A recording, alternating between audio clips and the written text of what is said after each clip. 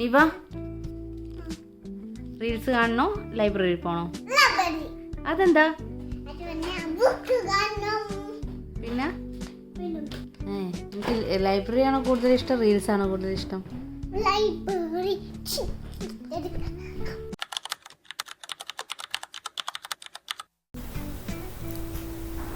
Hello, UK വന്നിട്ട് നമുക്ക് ഏറ്റവും കൂടുതൽ ഇഷ്ടമുള്ളൊരു സ്ഥലത്തേക്കാണ് നിങ്ങളെയും കൂടെ കൂട്ടിക്കൊണ്ടുപോകുന്നത്. അത് വേറെ എവിടേക്കല്ല, ലൈബ്രറിയിലേക്കാണ്. ഡ്യൂസ്ബറി ലൈബ്രറി. അപ്പം നമുക്ക് തന്നെ അറിയാം, നമ്മൾ ഇന്ന് ജീവിക്കുന്ന ഒരു കാലഘട്ടം എന്ന് പറയുന്നത് ഡിജിറ്റൽ യുഗമാണ്. എല്ലാ കാര്യങ്ങളും നമ്മളെ വിരൽത്തുമ്പിൽ കിട്ടുന്നൊരു കാലം. അതുപോലെ തന്നെയാണ് പുസ്തകങ്ങളുടെ കാര്യം, ബുക്സ്. പക്ഷെ നമ്മളൊരു ബുക്ക് കയ്യിലെടുത്ത് അതിൻ്റെ പേജ് മറിക്കുമ്പോൾ കിട്ടുന്നൊരു അനുഭൂതി ഉണ്ടല്ലോ, അത് വേറെ ലെവലല്ലേ. അതുപോലെ തന്നെ ഒരു അമ്മ എന്ന നിലയ്ക്ക് എൻ്റെ മോൾക്ക് വായനയുടെ മഹത്വം മനസ്സിലാക്കി കൊടുക്കാനും അതുപോലെ അവിടെ വായനയിലേക്ക് നയിക്കാനുള്ള പൂർണ്ണ ഉത്തരവാദിത്തം എൻ്റെതാണ്. പക്ഷേ അങ്ങനെ ഒരു ഉത്തരവാദിത്തം നിറവേറ്റാൻ പറ്റുന്ന ഒരു എൻവയോൺമെൻറ്റ് കിട്ടുക എന്ന് പറയുന്നത് വലിയ കാര്യമാണ്. അങ്ങനെ കിട്ടിയൊരു എൻവയോൺമെൻറ്റാണ് നമ്മുടെ ഡ്യൂസ്ബറി ലൈബ്രറി. ഈ ലൈബ്രറിൻ്റെ ഉള്ളിൽ തന്നെ കേരും പറയാം, റിസപ്ഷന് തൊട്ട് മുന്നേ വലത് ഭാഗത്തായിട്ട് അവർ അറേഞ്ച് ചെയ്തിരിക്കുന്ന കുട്ടികൾക്കായിട്ടുള്ള ലൈബ്രറി. അത് ഇതിൻ്റെ ഒരു മെയിൻ അട്രാക്ഷൻ തന്നെയാണ്.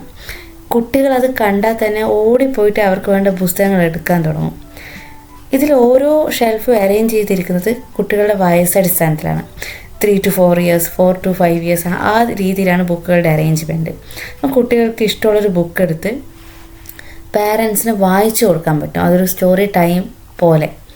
അതുപോലെ തന്നെ കുട്ടികളിലുള്ള ഡ്രോയിങ് അങ്ങനത്തെ ആക്ടിവിറ്റീസിനെ എൻഹാൻസ് ചെയ്യാൻ വേണ്ടിയിട്ട് അവരവിടെ ട്രേയിൽ കുറച്ച് പിക്ചേഴ്സ്, ഡിഫറെൻറ്റ് ടൈപ്സ് പിക്ചേഴ്സ് വെച്ചിട്ടുണ്ട്.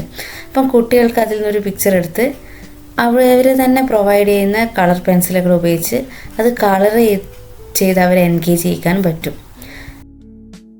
ഒരു സമയത്ത് നമുക്ക് ചെയ്യാൻ പറ്റുന്ന മറ്റൊരു കാര്യമുണ്ട്. ഇതുപോലെ പരതി നടന്ന് നമുക്ക് വേണ്ട പുസ്തകങ്ങൾ എടുക്കാൻ പറ്റും.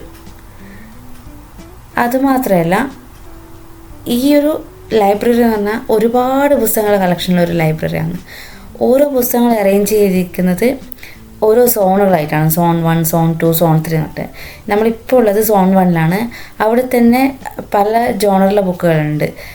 Biography, autobiography, art, sports, music, travelogue, literature, അങ്ങനെ പലതരത്തിലുള്ള ബുക്കുകളും അവർ ലേബിൾ ചെയ്തുകൊണ്ട് ഓരോ ഷെൽഫിൽ അറേഞ്ച് ചെയ്തിട്ടുണ്ട്.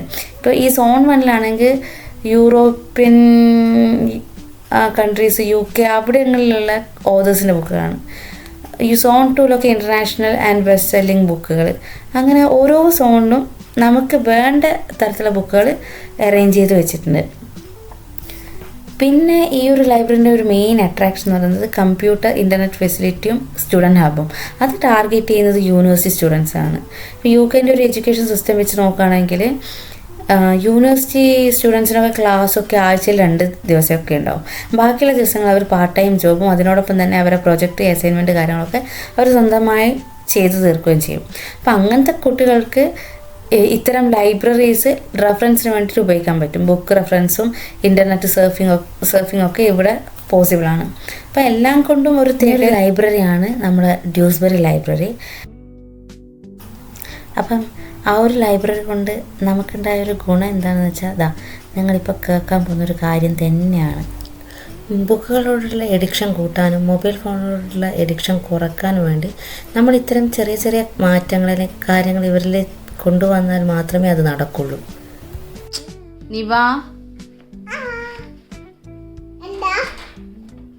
ലൈബ്രറി പോവണോ റീൽസ് കാണണോ?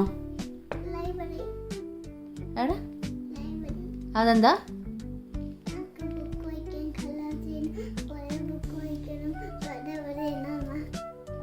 അതുകൊണ്ടാ? എനിക്ക് ലൈബ്രറി ആണോ കൂടുതൽ ഇഷ്ടം, റീൽസ് ആണോ കൂടുതൽ ഇഷ്ടം? അപ്പോൾ thank you for watching. By.